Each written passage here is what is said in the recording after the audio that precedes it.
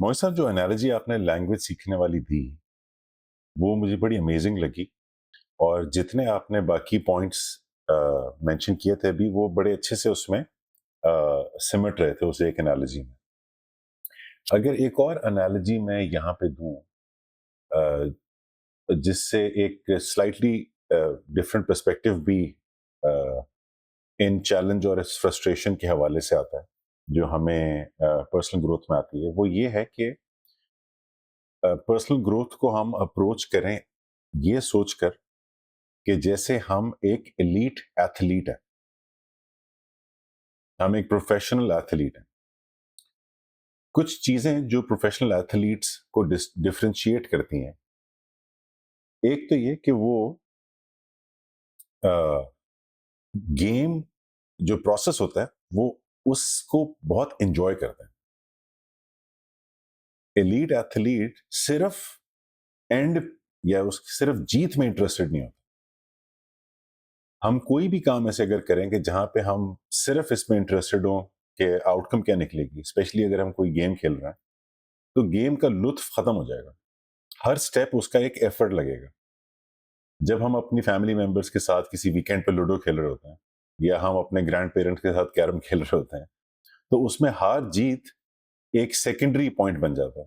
वो जो प्रोसेस होता है वो बजाते खुद एक एंजॉयबल प्रोसेस बन जाता है। ये चीज जितने मैंने एलीट एथलीट से कभी डॉक्यूमेंट्री देखने का या इंटरव्यू सुनने का इत्तेफाक हुआ, तो उसमें बड़ा क्लियरली ऑब्जर्व किया कि it is the love of the game, कि वो उस प्रोसेस से, इन अदर वर्ड्स, एक और जो स्टेटमेंट कही जाती है वो भी यहाँ पे अप्लाई होती है कि instead of pursuit of happiness one should focus on the happiness of the pursuit.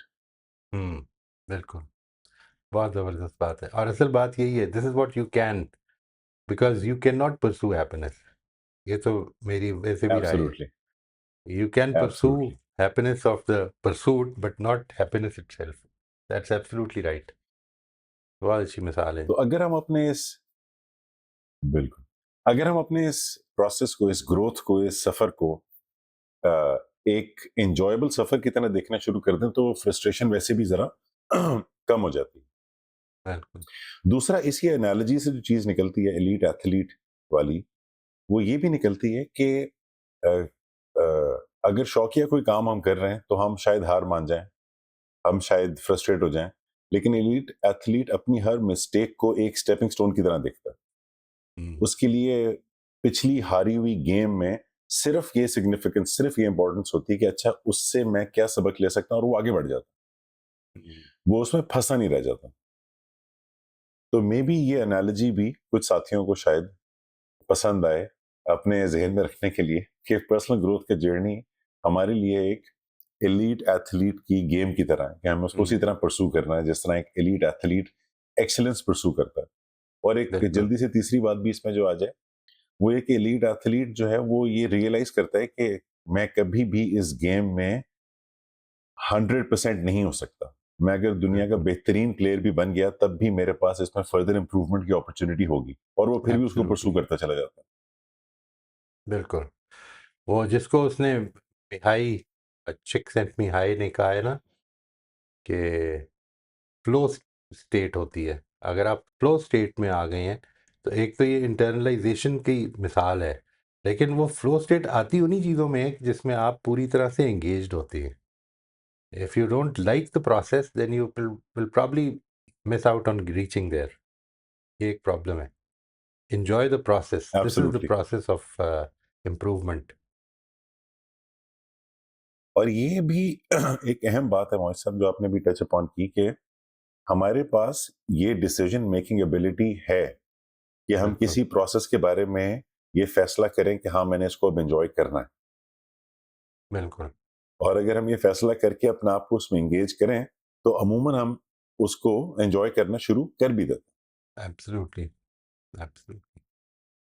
बिल्कुल। हैं। मुझे इससे याद आ गया कि शुरू के सेशंस में आपने एक बड़ी अच्छी बात की थी कि चीजों में इनहेरेंटली मीनिंग नहीं होता, मीनिंग हम उनमें डालते हैं। राइट। तो अगर इंसान मुझे की एबिलिटी। घर के जो काम काज होते हैं या चोर्स होते हैं वो बोझ लगेंगे, और यही मीनिंग मैं उन्हें देता रहूंगा, तो वो मुझे बोझ ही लगते रहेंगे, लेकिन मैं उनको अपने लिए एक एंजॉयबल प्रोसेस भी समझ सकता हूँ। ये आज़ादी अल्लाह ताला ने हमें दी एज ह्यूमन बींग्स कि हम डिसाइड करें कि ये हमारे लिए एक एंजॉयबल प्रोसेस है, और उसमें फिर वो सिर्फ मीनिंग पैदा नहीं होता, उसमें वो हकीकत पैदा हो जाती है। Right, right, right, right. अच्छा जी, अब हम चलते हैं अपने साथियों की तरफ। शबाना, आप अनम्यूट कर लीजिए। अस्सलाम वालेकुम। वालेकुम अस्सलाम वरहमतुल्लाह जी। सॉरी, मेरा थोड़ा गला खराब है। अल्लाह खैर करे, अल्लाह खैरियत रखे। ये जो भी एनालॉजी आपने शेयर की, उससे जो मेरे ज़हन में थॉट आई, बस वो शेयर करना चाह रही थी। कि जब हमने शुरू में विजुअलाइज़ किया था कि मेरा जनाज़ा पड़ा है और मतलब मैं जनाज़े में जा रही हूँ, जाती हूँ तो वो मेरी ही डेड बॉडी है, और मैं क्या चाहती हूँ, मेरी बेटी, मेरा शौहर, मेरे भाई, मेरे कोलीग या मेरी कम्युनिटी वाले मुझे कैसे याद करें ना।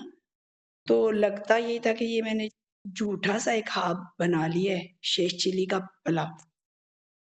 तो अब इस एनालॉजी के साथ मतलब जो मेरे ज़हन में फ़ौरन एक बनी है चीज़ के सेम एथलीट को जैसे वो करता है प्रैक्टिस और उसका फिज़िकल मसल रप्चर होता है, तो फिर अगला मसल बनता है जो उससे स्ट्रॉन्गर होता है।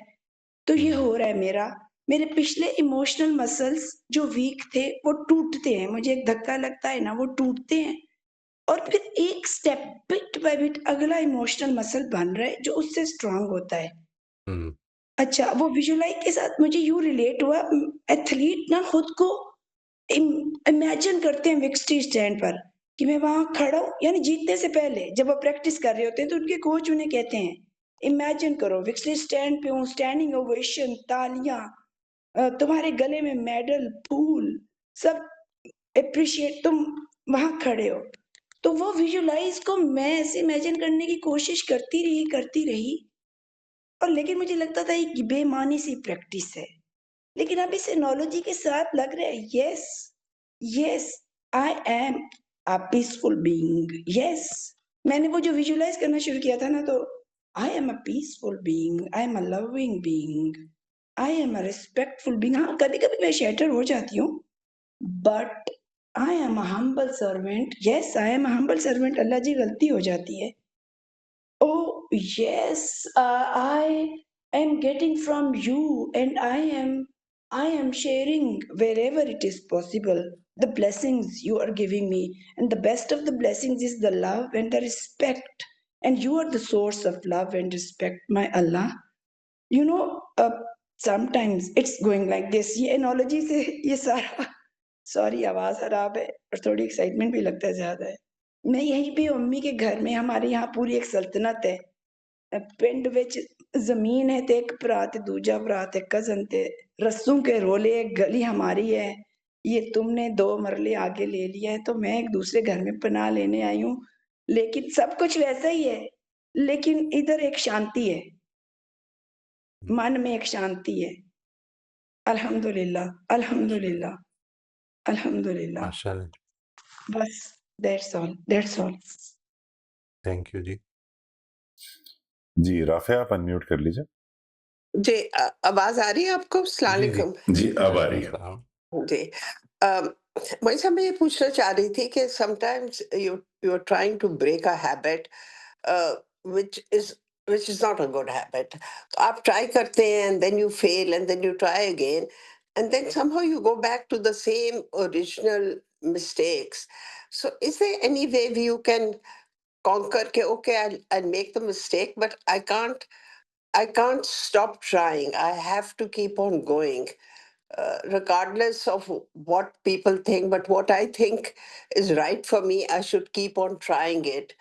So, does one always have to see the repercussions on others, or should one think for oneself? आप ये हैबिट क्यों इख्तियार करना चाह रहे हैं नई?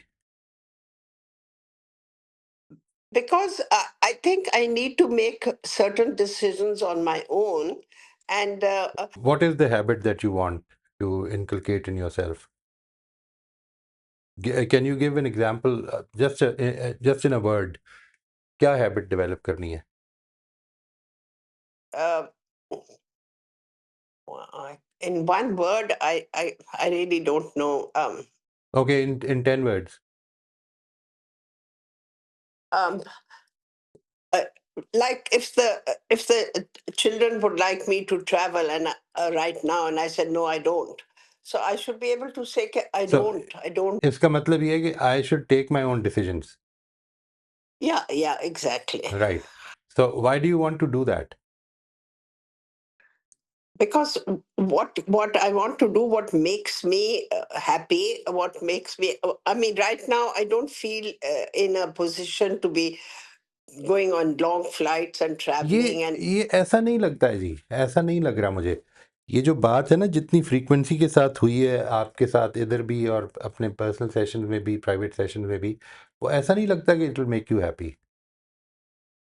यानी इसकी वजह कोई और है, ये हैप्पीनेस नहीं है इसकी वजह। उसकी मैं आपसे वजह अर्ज करता हूँ कि क्यों नहीं लगता। यानी अगर ये इतनी क्लियर कट हैप्पीनेस इसमें होती ना, तो असल में बच्चों के रिस्पॉन्सेज आपको मैटर ही ना करते। आपको असल में अनहैप्पीनेस उधर से भी मिल जाएगी जो बच्चों के रिस्पॉन्सेज होंगे। ये आप महसूस करती हैं ना? yeah, definitely, yeah. हाँ, तो फिर ये हैप्पीनेस नहीं है। It is may be it is your comfort. I need to take care of my comfort. That is the reason why. The answer to why might be that I need to take care of my own. I mean, I need to set boundaries. इसका भी why पूछेंगे अपने आप से कि क्यों? Why do you need to set boundaries? Why do we need to be able to decide on our own so that we can decide according to our values? I am going to be answerable to God, and if everything I do for people, how can I be answerable to God? ये जो पूरा process है इसको ठीक कर लें। क्यों करना चाहती हैं?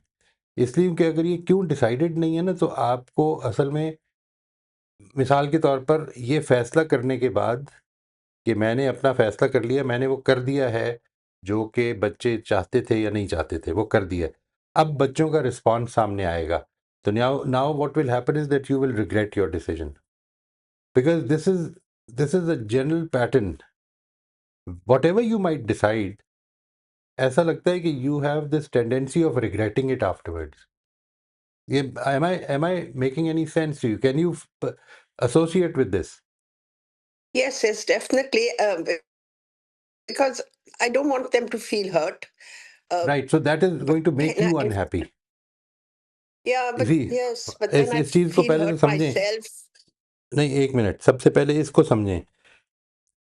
It is whether you want happiness because you made somebody else happy, एक ये happiness है, और एक ये happiness है that you took your own decision and decided on your own, एक ये happiness है। What is more important? What are you willing to sacrifice for the other? हैं दोनों ही आपकी पर्सनल, बच्चों के इसमें इन्वॉल्वमेंट ना लाएं। एक सूरत ये है कि किसी और को खुश करना है मुझे ताकि मैं खुश रहूं, और एक सूरत ये है कि मुझे अपने आप को कंफर्ट में रखना है ताकि मैं खुश रहूं। कौन सी चीज़ ज़्यादा इम्पॉर्टेंट लगती है आपको? फैसला आपने खुद करना है। खुद करने के बाद इत्मीनान से खड़े हो जाएं और उस फैसले पर क्योंकि वो कॉस्ट है उसकी, जो चीज़ भी अब देनी पड़ेगी ना, वो आपके फैसले की कॉस्ट है। उस पर रिग्रेट करने के बजाय इसको देखें कि मैंने तो ये हासिल करना था ना। मिसाल के तौर पर बच्चों की खुशी के लिए, किसी की खुशी के लिए आपने अगर कोई ऐसा काम कर दिया जो अब आपको डिस्कम्फर्ट में डाल रहा है, तो ये डिस्कम्फर्ट उस खुशी की कॉस्ट है। मैंने खुशी को तरजीह दी थी, मैं इस डिस्कम्फर्ट को बर्दाश्त करता हूँ। और दूसरी सूरत क्या होगी कि बच्चों को नाखुश करना इस कंफर्ट की कॉस्ट है। मैंने कंफर्ट इख्तियार कर ली है, अब बच्चों ने नाखुश होना ही था, ये पहले ही पता था मुझे, तो होने दें, दिल का गेट ओवर इट। ऐसा तो नहीं कभी ऐसा हुआ है ज़िंदगी भर के लिए बंदा नाराज़ ही हो गया हो, बस अब हम दुखी रहेंगे, या किसी एक्शन से अब हम सारी ज़िंदगी खुश रहेंगे बाकी की? नहीं, ज़िंदगी ने चैलेंजेस पेश करते रहने हैं। आज एक चैलेंज है, कल दूसरा है। एक तरफ से ये है, दूसरी तरफ सारी ज़िंदगी की मुख्तलिफ एस्पेक्ट से चैलेंजेस आ रहे हैं। आपको किसी को अपनी कंफर्ट के लिए नाराज़ भी करना पड़ेगा, लेकिन नाराज़ करना आपका इंटेंशन कभी नहीं होनी चाहिए। ये दोनों अलग-अलग चीज़ें हैं ना। तो what is it that you are preferring at this time? What would you like to prefer at this time? find out and define the reason why do you want to prefer it at this time. जब आप ये दोनों चीज़ें decide कर लेंगे तो इसके बाद उसके अंदर एक कन्विक्शन पैदा हो सकती है। अगर आपने वेल कंसिडर्ड कॉस्ट है जो दे रही हो, अगर वेल कंसिडर्ड है, नहीं है कंसिडर्ड, आपने अपना कंफर्ट चूज़ किया, बाद में पता चला ओह इससे तो बच्चे नाराज़ हो गए, तो अब फिर एक रिग्रेट शुरू हो जाएगा। उसको रिव्यू करना, उसको वापस आना, चलो ठीक है मान लेता हूँ, ये सब कुछ हो जाएगा। लेकिन अगर आपने कंसिडर किया हुआ है, उसके बाद नहीं होगा, मुझे पता है ऐसा ही होना था, ऐसा हो सकता था, वो हो गया, ठीक है कोई बात नहीं, हो जाएगा। वो बहुत ही जरा सा मुश्किल हो जाता है, because they are doing it out of love and then you feel that okay maybe I am being selfish, maybe I should sacrifice my comfort or right. whatever, but on the other So hand you if don't want to do it. And so no, there are many things that you don't want to do. ये मसला नहीं है। अगर वो मेरे लिए वो जो फ़ैसला है उसमें ये चीज़ इम्पॉर्टेंट है, बस मैं इतनी बात आपसे अर्ज़ कर रहा हूँ कि ये क्राइटेरियन जो है ना कि किसी को खुश करना पड़ेगा मुझे, एक है कि मैंने अपने लिहाज से, अपनी वैल्यू सिस्टम के लिहाज से, अपने तरीके के लिहाज से अपना this is something that I can take, मैंने इस बेसिस पे फ़ैसला किया है। तो इसमें मुझे कोई रिग्रेट नहीं होगा, इसलिए कि कोई खुशी कोई गमी, कल को जिस वक्त आप ये फैसला कर लेंगे ना तो नेक्स्ट क्रॉस रोड्स फिर से इसी जगह ला के खड़ा कर देगी आपको एग्जैक्टली कि मुझे वो दूसरे they are doing it out of love, तो मुझे मान ही लेना चाहिए। तो आप अपना फैसला करना का इख्तियार छोड़ दें फिर। If that is what you going to decide, you have to decide on the basis of something that you can sustain without regret. देखें ये जो सारी ज़िंदगी की कहानी ये बन गई ना कि मैंने सारी ज़िंदगी दूसरों के लिए फ़ैसले किए, ये कोई अच्छी कहानी नहीं है। yeah, अपने आप को बताने के लिए भी कोई अच्छी कहानी नहीं है। आप ये बताएं कि मैंने सारी ज़िंदगी मैं दूसरों से मोहब्बत करती हूँ, दूसरों की खुशी मेरे लिए इतनी इम्पोर्टेंट थी, इसलिए मैंने फ़ैसले किए हैं। और ये फ़ैसले करते हुए मुझे पता था कि मैं डिस्कम्फ़र्ट में पड़ूँगी, मैंने ली डिस्कम्फ़र्ट, नोइंगली ली है, नो प्रॉब्लम। इसके बाद कोई रिग्रेट नहीं है। Because what I wanted was for them to be happy. But this is not what you can sustain. This is the problem. They will not remain happy for the rest of their lives because you did this. Problem ये है। yeah, next cross road पे फिर आप इसी जगह पे खड़े होंगे। अब उनकी वो इतनी मोहब्बत से कह रहे हैं तो मैं उनकी बात मान लेती हूँ, तो फिर मान लें, कोई मसला है, मुझे तो इस पर कोई प्रॉब्लम नहीं, आप मान लें। ये it is not out of habit, it is out of crossroads. वो जो डिसीजन मेकिंग का जो प्रोसेस है उसके बारे में क्लैरिटी नहीं है, उसके बारे में क्लैरिटी yeah, पैदा कर लें अपने आप को। right, and then stick to it. ठीक है, maybe for some time they'll be upset, but then I guess they'll become okay. uh, I think it's like standing on your feet. You think, okay, now I'll make the decision, wali baat.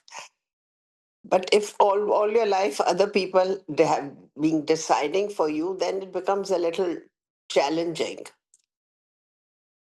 You see, I don't know, we can't do anything about the past. If all your life you've been doing certain things, that doesn't give you any reason not to do a new thing today. If all my life I've been reacting, I've been a reactive person, I should become more responsive now. It doesn't matter what I've been doing all my life. If it is the right thing to respond in a different way today, I should do that. Let's see what happens.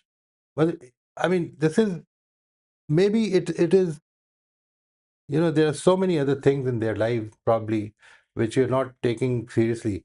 But let me be very honest about it. I mean, they are, once you decide, बस बात खत्म हो जाएगी, थोड़े अरसे के बाद ठीक हो जाएगा, नॉर्मलाइज हो जाएगी चीज़। वो आके फिर से कहेंगे कि नहीं कर ही लेते हैं, नहीं फिर से फिर पीछे पड़ जाएंगे। आपने अगर फैसला कर लिया, कोई नया क्राइटेरियन नहीं आ गया, तो उस फैसले पर खड़े रहें, बस खत्म हो गई बात। और या फिर इस फैसले पर खड़े रहें कि फिर इस पे बात नहीं करनी। प्रॉब्लम असल में ये है, किसी भी तरफ जाएंगे आपने बात करनी है, you will still regret, because this is being the pattern. क्या करें उसमें? फैसले को अच्छी तरह से कर लें, देख लें, लिख लें, निकालें ज़रा पैड, इस दफ़ा अगले सेशन में प्रेजेंट करें कि ये मेरा क्राइटेरिया, इस तरफ ये प्रोज हैं इसके, ये कॉन्स हैं, अगर मैं कर लेता हूँ, and that is what I am deciding. ख़त्म करें इस बात को, यानी ये फैसले के अंदर इससे वो नाराज़ हो जाएंगे, नाराज़, फिर ठीक हो जाएंगे,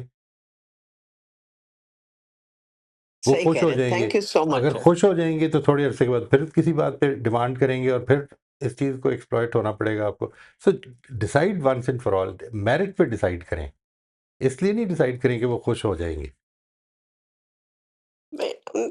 अपनी खुशी भी देखनी है, अपना कंफर्ट, अपना।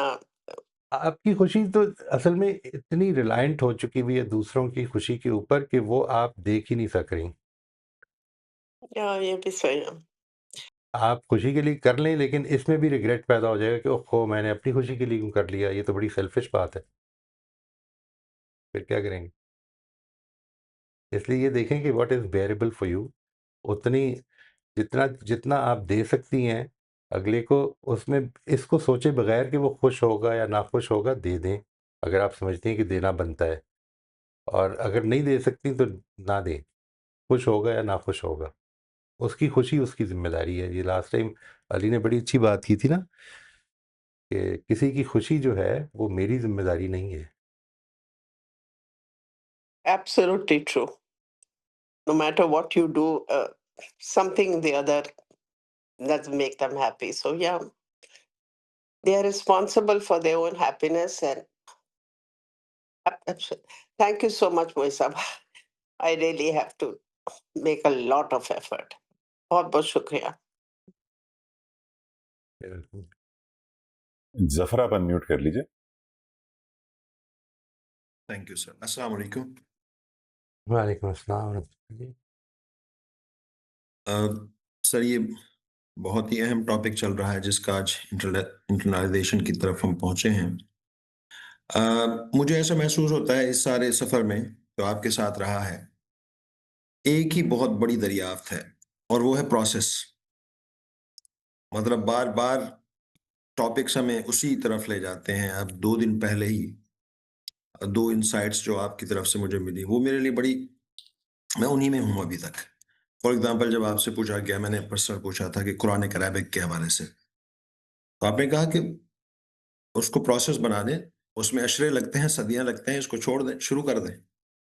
तो एक वो बहुत बड़ी बात थी मेरे लिए। और उसके बाद एक और हमारे मेंबर को आपने बताया, जो मुझसे उन्होंने शेयर किया था कि बुक को कैसे रीड करना चाहिए, कि मतलब न्यू टूल्स आ गए हैं, उसको हम बहुत ही जल्दी से पढ़ भी लेते हैं, उसके अंदर से वो सारी समरी निकाल भी लेते हैं, नॉलेज मिल जाती है।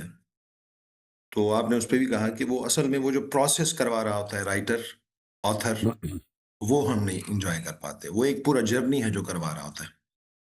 बिल्कुल। तो ये ना पिछले 2 दिन में बार-बार मुझे रिमाइंडर, हालाँकि देखिए ये पता है कि इस सारे सफ़र में बार-बार यही मालूम होता रहा कि प्रोसेस, प्रोसेस, प्रोसेस। लेकिन वो बार-बार चीज़ें ऐसी मिल रही हैं बार-बार कि वो उसको ज़्यादा स्ट्रेंथन कर रही हैं उस अकीदे को, उस बात को कि प्रोसेस अहम बात है। और जब ये बात पता चल जाती है, तो वही बात जो सर अली ने भी कही है कि वो फिर असल में प्रोसेस ही खुशी बन जाती है। वो सारी एग्जैक्टली, वो उस जर्नी ही एग्जैक्टली। सफ़र बन जाती है।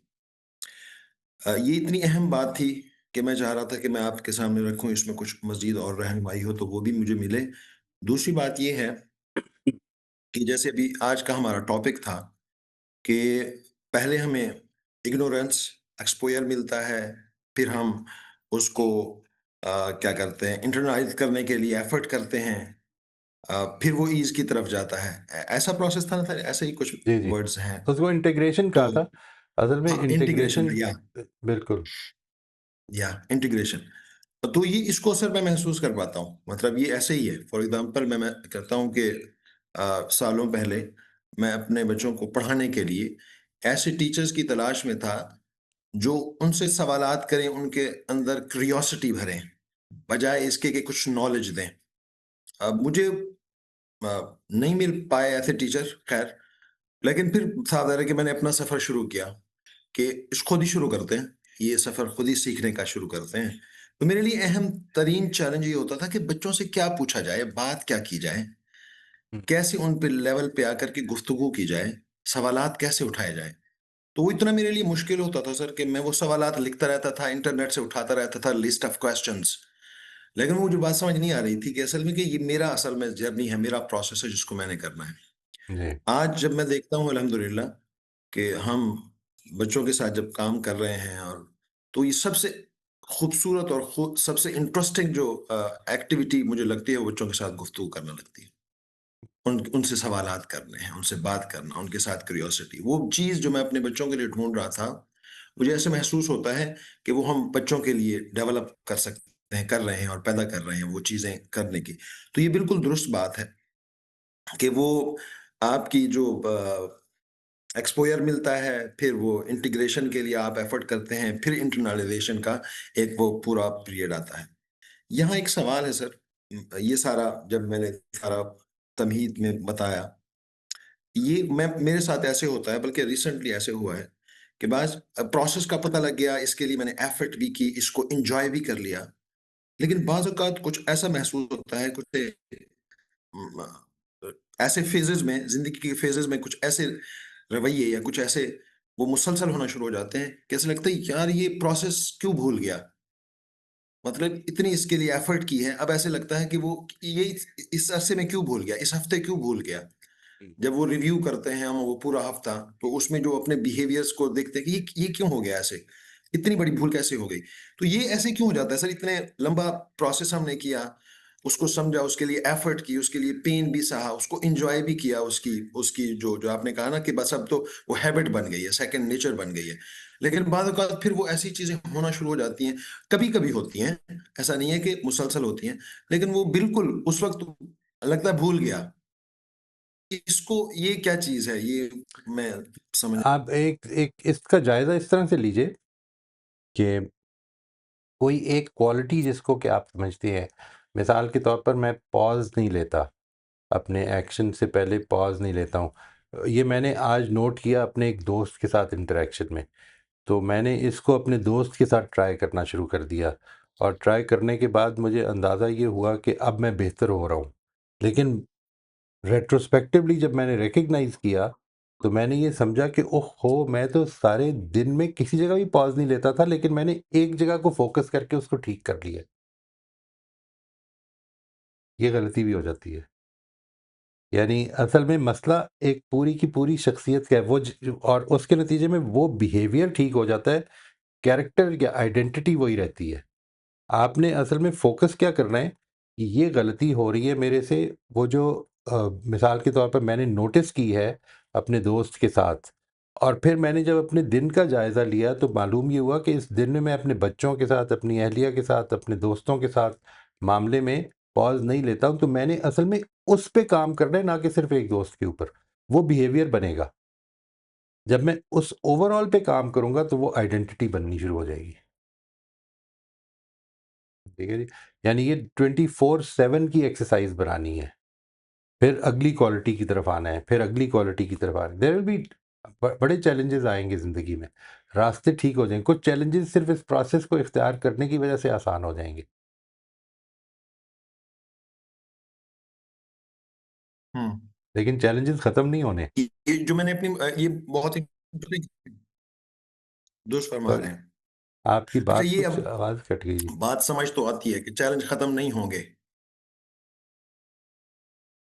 जी। मेरे यहाँ इंटरनेट का इश्यू है सर, अभी आवाज़ आ रही है मेरी? अब अभी ठीक आ रही है जी, अभी ठीक आ ठीक रही है। है। ये आपने इंटरेस्टिंग बात की है।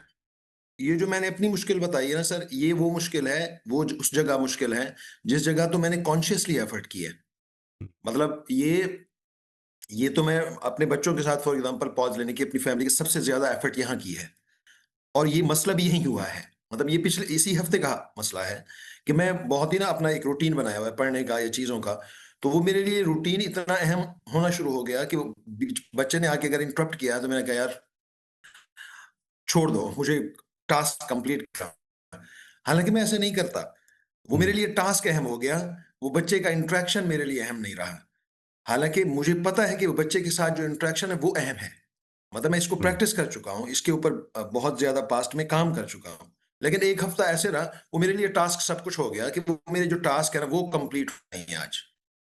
तो जी। ये हालाँकि सबसे ज़्यादा काम भी मैंने फैमिली पे किया है, अपने बच्चों पे किया है, इस इंटरैक्शन पे किया है।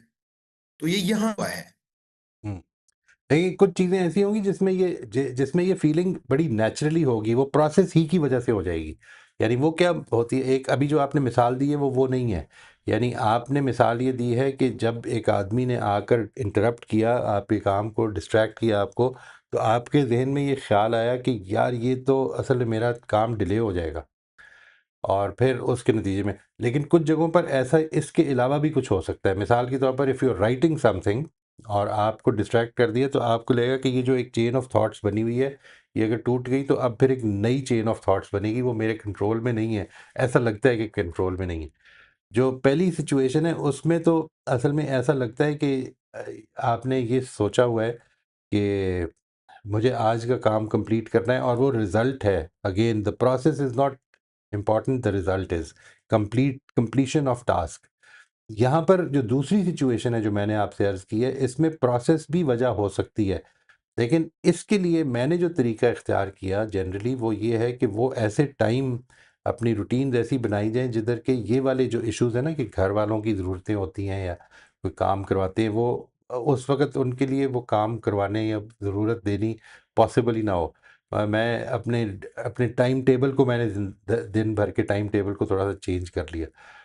But then again there can still be distractions. My daughter shifted to New Zealand, तो वो जो टाइम था मेरा सुबह 2:30 बजे का, वो उसके लिए दोपहर का टाइम होता है। अब क्या करेंगे? तो ये सब कुछ तो हो ही जाता है।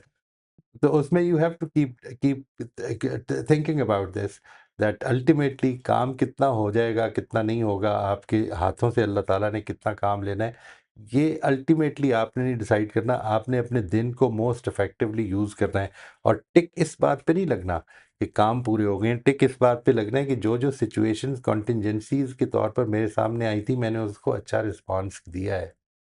अगर ये मेरे क्वालिटेटिव टिक्स मैं लगाने लग पड़ूँगा, तो उम्मीद ये है कि उसके बाद मसले जो हैं वो बहुत डिफरेंट होने शुरू हो जाएँगे। हम असल में क्वांटिटेटिव टिक्स लगाते हैं। क्वांटिटेटिव टिक्स का मतलब ये है कि ये मैंने कर लिया, आज का दिन ये ठीक हो गया। नहीं, ये मसला नहीं है। वो जो कॉन्टिंजेंसीज़ आएँगी ना, वो असल में ज़िंदगी के असल चैलेंजेज़ होंगे और वहाँ पर एक तो मेरा प्लान है और एक अल्लाह ताला का प्लान है। अल्लाह ताला के प्लान के आगे सरेंडर करना मेरी असल में सबमिशन का इम्तिहान है। ठीक है ना? इसको याद रखना है और जितना याद रहेगा उतनी ज़िंदगी में ये रिफ्रेमिंग आसान कर देगी इस तरह की डिस्ट्रैक्शंस को। ठीक है। ठीक है sir, thank you very much. Will try my best कि इसको मज़ीद बेहतर किया इंशाल्लाह, जाए। इंशाल्लाह। Thank you. जी, सलमा आप अनम्यूट कर लीजिए, हम आखिरी 4 मिनट में एंटर हो। जी, कोशिश होगी 4 मिनट ही यूँ तो। अस्सलाम वालेकुम। वालेकुम अस्सलाम रहमतुल्लाह जी। हाँ, सर इतना मुश्किल-मुश्किल बातें करके ना फिर आपने जो एक जुमले में सब समेटा, तो उससे मुझे बहुत अच्छा लगा कि अब उस जुमले को मैं दिमाग में रख के वो सारी चीज़ें आपकी दोबारा से सुन के उसको समझ लूँ। आपकी आवाज़ बहुत दूर जा रही है जी। बहुत दूर जा रही है। अस्सलाम वालेकुम। वालेकुम जी, जी, जी, वालेकुम अस्सलाम। सर मैं ये कह रही थी कि आपने जो इतनी मुश्किल-मुश्किल बातें जो आज हमें बताई हैं, अच्छा, उन सबको जब आपने एक जुमले में समेटा है तो उस जुमले से जो है वो ये गाइडेंस मिल गई कि अब उस जुमले को दिमाग में रख के उन चीज़ों को समझने में यानी हम प्रोसेस को मैं उल्टा करूँगी तो मैं ज़्यादा अच्छा समझूँगी। अच्छा हुँ, आखिर में जो अली ने बात की ये एथलीट वाली उसमें मुझे ये बताइएगा कि इस वक़्त तो हम अपने लिए अपने आप को बेहतर करने वाले स्टेप्स में गुज़र रहे हैं। लेकिन अब जैसे कि मेरे पास कुछ मेरे बच्चे भी हैं ग्रैंडसन्स वग़ैरह, तो मैंने ये नोट किया है कि क्या इनकी तरबियत जो है वो इस तरह हम कर सकते हैं कि उनको अभी से जो है वो इन चीज़ों को बताना शुरू करें कि हार जो है वो एक प्रॉब्लम नहीं है। मतलब मेरा जो नवासा है वो इतना रोता है जब वो हारता है किसी भी गेम में, इतना रोता है कि मैं आपको बता नहीं सकती। कमरा बंद करके भी रोता है वो। तो सही है। मतलब क्या रुखसती के वक़्त लड़कियाँ रोएँगी जब वो रोता है ना, तो हुँ। वो अच्छा ये चीज़ उसमें बहुत थी। ये चीज़ें अगर हम पैदा करना चाहें कि ये हम पैदा कर सकते हैं या नहीं कर सकते हैं? जीत को सेलिब्रेट करना छोड़ दें, गेम को अच्छा, सेलिब्रेट करें। जितना आप जीत को सेलिब्रेट करेंगे उतना हार तकलीफ़देह हो जाएगी। ये तो बहुत अच्छी बात है ये। तो यानी ये ख़ैर हाँ, ये बहुत अगर अच्छी उसकी फर्स्ट पोज़ीशन को सेलिब्रेट करेंगे, तो सेकंड पोज़ीशन तकलीफ़ देगी। इसलिए फर्स्ट पोज़ीशन को ज़ाहिर है कि हमें सेलिब्रेट करने की इतनी आदत है, सही जवाब मिलने की इतनी आदत है कि हम ये कहते हैं कि फ़ौरन ही सेलिब्रेट कर दें। उसके तरीके डिफरेंट करने हैं। यानी मिसाल के तौर पर नंबर अच्छे आए हैं, मेरी दिलचस्पी इससे ज़्यादा है कि तुमने इस साल में सीखा क्या है या इस दौर में सीखा क्या है? यानी उससे क्या फ़र्क पड़ रहा है? What do you think has become easier for you? ये वाले क्वेश्चंस जो है ना, हमें ज़्यादा दिलचस्पी इससे होनी चाहिए कि असल डेवलपमेंट कितनी हो रही है। ये नताइज तो असल में डिपिक्ट भी नहीं करते उस डेवलपमेंट को। प्रॉब्लम ये है, मतलब फर्स्ट पोज़ीशन आने का क्या मतलब है? कि बच्चे ने क्या सीखा है? बस इतना मतलब है कि इसकी क्लास में जो 20 बच्चे थे, उसमें ये सबसे अच्छा है या सबसे बुरा है, मिसाल के तौर पर। तो ये जो दोनों सूरतें हैं, इसमें आपको पता क्या चला है? इसकी क्लास में सारे आइंस्टाइन थे और ये मिसाल के तौर पे न्यूटन था, तो क्या फ़र्क पड़ेगा?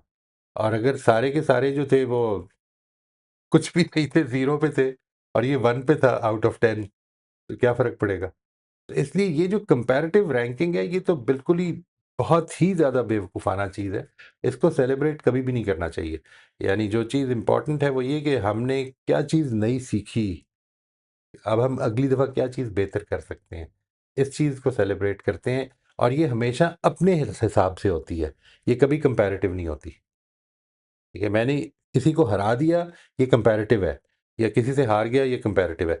लेकिन मैंने आज ए लिखना ठीक कर लिया, ये कंपैरेटिव नहीं है, ये अपने आप अपनी डेवलपमेंट है और ये डेवलपमेंट है जो काम आएगी। इसको सेलिब्रेट करें, इसको ठीक है सेलिब्रेट सर। करें। ठीक है ना जी? सर अब मेरा दूसरा सवाल ये है कि मैं जो हूँ ना जब इसी तरह के गेम खेलती थी और अभी भी खेलती हूँ, कभी लूडो या कैरम वगैरह, तो मैं ना बेईमानी करती हूँ। तो जहाँ मुझे मौका मिलता है मैं वहाँ बेईमानी कर जाती हूँ। तो लेकिन अच्छा अब होता ये है कि जो सामने वाला मेरे साथ खेल रहा होता है, वो इस चीज़ को नहीं पकड़ पाता। लेकिन जो आस-पास लोग बैठ के एन्जॉय कर रहे होते हैं या देख रहे होते हैं, इत्तेफ़ाक से कभी होते हैं, कभी नहीं, वो पकड़ लेते हैं कि जी हाँ, आपने बेईमानी की। तो मैं इस चीज़ को ना बहुत एन्जॉय करती हूँ कि मेरी बेईमानी इन लोगों ने पकड़ी है। और फिर जो शोर होता है और फिर वो सब लोग इस तरह से करते हैं कि तुमने ऐसे किया, तुमने ऐसे, तुम बेईमान हो, तुम ये हो, वो हो। तो मुझे बहुत मज़ा आता है ये सारी चीज़ें सुनकर। तो मैं ये कहती हूँ कि मेरे अंदर जो ये चल रहा होता है ना, ये बेईमानी नहीं होती है और मैं ये चाहती हूँ कि जो सामने वाला है वो कितना अटेंटिव है और मतलब अपना सारी चीज़ों को दिमाग में रख कर खेल रहा है। हर तरफ उसकी नज़र है। मैं इस चीज़ को ज़्यादा वॉच करती हूँ कि सामने वाला कितना होशियार है। तो ये पता नहीं सर अच्छी आदत है या बुरी आदत है। ये मैं ज़रूर असल करती आप ज़िंदगी में टीचर रही हैं ना? हाँ, हाँ, बिल्कुल रही हूँ। तो अभी ये भी शायद फ़ोकस हूँ। फ़ोकस ज़्यादा बाहर की तरफ है। ठीक है? अच्छा, अच्छा। तो इसको हमें सर अंदर टीचर की तरफ करना है। वो जो कर रहा है वो हाँ, कितना अटेंटिव है या कितना नॉन अटेंटिव है, इससे बहुत ज़्यादा फ़र्क नहीं पड़ेगा। जो मैं कर रहा हूँ वो मुझे उसको देखकर लोग कुछ सीरियसली उसको रोल मॉडल बना सकते हैं और कुछ जो है वो इससे भी सीख सकते हैं। May be they will start doing the same thing. So let me not become a part of a bad सुन्ना। ठीक है ना जी? ये वाला एस्पेक्ट जो है इसको ज़्यादा ज़िंदा कर लें, तो इंशाल्लाह वो ओवरकम हो जाएगा। इससे बहुत ज़्यादा फ़र्क ना डालें। यानी दिस इज़ एक है शरारत, शरारत अपनी जगह पे होती है और उसको बयान कर देना चाहिए फिर कि ये हुआ जिस तरह आपने कर दिया। लेकिन ये जो एस्पेक्ट है कि दूसरा कितना अटेंटिव है, ये इसने अपने टाइम पे होना है। अभी हम उनको इस तरबियत के लिए इस तरह से ना करें। That might they might take wrong lessons इसके नतीजे में। आप एक गेम में कर रही हैं, हो सकता है वो ज़िंदगी में करने लग पड़ें इस तरह से। दैट माइट बी वेरी नहीं, नहीं सीरियस। सर अल्लाह ना करे। अल्लाह ना नहीं, करे, नहीं। अल्लाह ठीक ना है सर। करे। हाँ, जी, जी। ठीक है, थैंक यू सर। मोस्ट बस ये वेलकम आप जी। जो आपने बात की ना आखिरी मैं इसको समेट करती हूँ कि ये चीज़ें हमारे स्कूलों में बहुत ज़्यादा इसे प्रेफ़र करती हैं कि भई कि कौन-सा रैंक क्या है, क्या नहीं है। ये ख़त्म कैसे होगा सर? ये क्यों नहीं ख़त्म हो जाता कि रैंक जो है वो ना हो? और जैसे कि फ़र्ज़ करें अगर आप कुछ स्कूलों में जाएँ और उनको बोलें कि ये गलत चीज़ है, इसको ठीक करो, ये अच्छी चीज़ नहीं है। तो क्या ऐसा हो सकता है सर? इस पर जो जवाब आता है वो ये कि हम जिस सिस्टम में हैं उसमें ये है। और मैं ये कहता हूँ कि इसीलिए मैं ये बता रहा हूँ कि आप अपने अंदर से ख़त्म करें। यानी दैट इज़ सिस्टम को तो मैं ख़त्म नहीं करा सका। दिस इज़ समथिंग व्हिच इसके लिए आपको एक नया नया सिस्टम बना के देना पड़ेगा। I am very interested in that कि कुछ लोग जो है वो मिलकर एक नए एजुकेशन सिस्टम की बिना रखें। लेकिन वो अभी जो है ना it can not be done in parts. ऐसा नहीं हो सकता। आपको एक पूरा सिस्टम मैं जब लोगों से कहता हूँ तो मैं कहता हूँ कि उसमें अंग्रेज़ी किस तरह पढ़ाई जाएगी, उसमें उर्दू किस तरह पढ़ाई जाएगी, उसमें मैथमेटिक्स किस तरह पढ़ाई जाएगी। ये चीज़ें इंपॉर्टेंट हैं। देखिए ये 3 लैंग्वेजेज़ हैं, तीनों लैंग्वेजेज़ हैं। अरिथमेटिक, इंग्लिश एंड उर्दू, ये सब्जेक्ट्स नहीं हैं। आपने कभी देखा है इसको कि अरिथमेटिक की एक पूरी लैंग्वेज है। 2 जो है TWO नहीं लिखा जाता है, एक ख़ास सिंबल होता है, ये एक लैंग्वेज है। इनटू ये मल्टीप्लिकेशन का साइन जो है, ये एक्स है, ठीक है? इज़ इक्वल टू ये एक लैंग्वेज है, आप उसको इज़ इक्वल टू कहते हैं। बराबर है, ठीक है ना जी? ये this is a complete language, इस सिंबॉलिक लैंग्वेज को समझना, यानी TWO2 को तो हम समझ लेते हैं, 2 को क्यों नहीं समझ सकते? इज़ इक्वल टू लिखा हो पूरा तो समझ लेते हैं, ये 2 लाइनें क्यों नहीं समझ पाते? इज़ नॉट इक्वल टू का साइन जो है वो बच्चों को बिल्कुल कन्फ्यूज़ कर देता है कि क्या मतलब है? Greater than equal to, greater than, less than ये सारे सिंबल्स हैं। ये पूरी एक लैंग्वेज है, इसको किस तरह पढ़ाया जाना चाहिए? ये this is a very different topic. मैं अभी जो लोग होल लैंग्वेज अप्रोच के बारे में या जिसको आप कहते हैं ना कि from from from the story to the word, या हमारी हमारी जो प्रोग्रेशन होती है वो होती है लेटर, लेटर से बनता है वर्ड, वर्ड से बनता है सेंटेंस और सेंटेंस से बनती है पैराग्राफ और फिर पैराग्राफ से स्टोरी। इस तरह हम सिखाते हैं। मैं ये कह रहा हूँ कि इसको उल्टा दें because that is a more sensible thing. Letter does not mean anything, letter is only a symbol. आप बच्चों को ऐसी चीज़ जो उनकी ज़िंदगी में यूज़ ही नहीं हो रही इस वक्त, वो जब बोल रहे हैं, बोलचाल कर रहे हैं, उनको लैंग्वेज आती है, उधर से शुरू करें। उसके लिए एक बहुत बड़ी डेवलपमेंट हुई जिसका मुझे आज पता चला है। यानी वो अब आपके ब्राउज़र्स पे है। गूगल का जो है ना, गूगल क्रोम जो ब्राउज़र है, उसका जो अभी आज ही मैंने अपडेट किया है, उसमें एक चीज़ ये कि आप किसी भी साइट को खोलें और वो गूगल क्रोम उसको रीड आउट कर देगा, हाइलाइट करते हुए रीड आउट कर देगा। इसको मैं बार-बार लोगों को कहता था कि गाइडेड रीडिंग ये होती है, ठीक है? आप बच्चों के सामने स्टोरी बुक्स रखें, वेबसाइट के ऊपर खोल के और वो गाइडेड रीडिंग शुरू कर दें। अभी उनको एबीसी नहीं आती, इससे कोई फ़र्क नहीं पड़ेगा। What we need to do is वो चाहे उर्दू में हो या अंग्रेज़ी में हो, इंशाल्लाह उर्दू में भी जल्दी आ जाएगा ये, अंग्रेज़ी में तो आ ही गया है, कि वो जब वो पढ़ेगा ना when the cat sat on the box, तो असल में उसको नहीं पता कि ये व्हेन WHEN लिखा हुआ है। उसको ये पता है कि ये जो है ना, ये जो पिक्चर है, ये व्हेन है। व्हेन का उसको पहले से पता है और ये लैंग्वेज सीखने का एक बेहतर तरीका है बिकॉज़ इट मेक्स सेंस। ठीक है जी। और इसके बाद फिर वो चीज़ वो लिखेगा जिस वक़्त, तो हो सकता है वो व्हेन को WEN या VEN लिखे। दैट डोंट करेक्ट दैट, ये ठीक हो जाएगा। उसकी लिखने को एन्जॉय करें, उसके एक्सप्रेशन को एन्जॉय करें। लिखना असल में एक्यूरेट राइटिंग से शुरू नहीं करते हम राइटिंग एक्सप्रेशन से शुरू करते हैं और एक्यूरेसी की तरफ इंसान प्रोग्रेशन करता हुआ जाता है। ये जो प्रोसेस है हमारी टीचिंग इसको रोकती है। इस प्रोसेस को रोकने ना दें, ठीक है जी।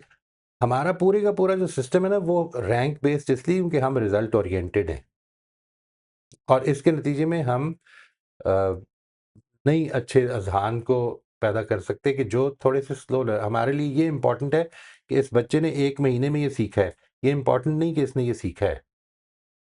असल में लर्निंग का मतलब है इसने ये सीखा है। 1 महीना 10 दिन भी लग सकते हैं और 3 महीने भी लग सकते हैं और साल भी लग सकता है। अगर सीख लिया तो सीख लिया है, फिर फेल क्यों हो रहा है? ये कुछ असम्पशन्स हैं हमारे इस एजुकेशन सिस्टम की विच आर एब्सोल्युटली बेसलेस। इनके ऊपर आप कभी कभी गौर करेंगे तो आपको अंदाज़ा होगा कि ये बिल्कुल बेसलेस असम्पशन्स हैं, ठीक है? लेकिन क्या करें, हमें हम पले बड़े उसमें हैं और जिस वक़्त मैंने टीचिंग शुरू की थी तो यही असम्पशन्स लेके मैं आया था। इसके बाद वो फिर क्वेश्चन होती हैं, उस प्रोसेस में क्वेश्चन हो जाती हैं। आई एम सो सॉरी जी, आज बहुत ज़्यादा टाइम ओवर हो गया। कोई बात नहीं। जी थैंक सर, यू वेरी आपने मच जी। लिए अल्लाह हाफ़िज़। थैंक यू वेरी मच जी। शुक्रिया सर, जी, बहुत-बहुत शुक्रिया, जज़ाकल्लाह। वेलकम जी जी। बहुत बहुत शुक्रिया। बहुत थैंक यू शुक्रिया एवरीवन। जी। शबाना अस्सलाम आपका वालेकुम। हैंड रेस था, मैंने नोट कर लिया। इंशाल्लाह नेक्स्ट टाइम आप पहले हैंड रेस कर दीजिएगा, हम आपको पहला मौका दे देंगे। बहुत शुक्रिया मोइज साहब, thank you thank everyone. You ji. Thank you. अस्सलाम वालेकुम। अस्सलाम वालेकुम।